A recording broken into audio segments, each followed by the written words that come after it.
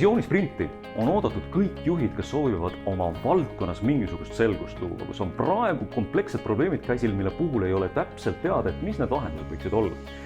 Kui me siis programmi tuleme, siis esimene asi, mida me teeme, on see, et tegelikult me üritame seda komplekssust mõista. Me kõigepealt visualiseerime, kasutades erinevaid disainitehnikaid, et mismoodi see probleem välja näeb.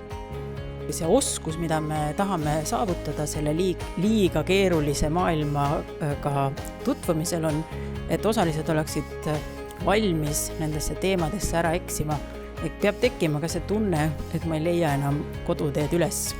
Et see on just see hetk, kus ollakse ka siis mõttes vaimselt valmis asju hakata teistmoodi nägema.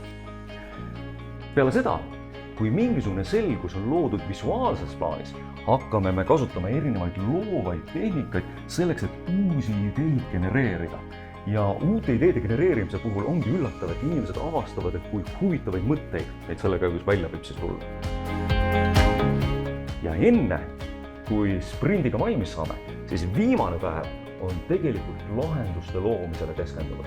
Teeme konkreetsed valikud ja teeme mingid prototüübid valmis, mille puhul on võimalik igaühele öelda, et näed, tulin kohale, võtsin kaasa ja saan enda töökohale parimad asjad ära teha.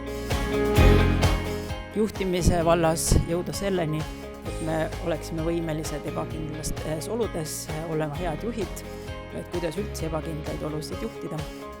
Ja kui tundub, et selline asi töötab päris hästi, siis on sul võimalik hiljem tulla tervesse pikka EKA ja EBS ühisprogrammi, kus on võimalik terve aasta vältel erinevaid suuri probleeme oma organisatsioonis lahendada.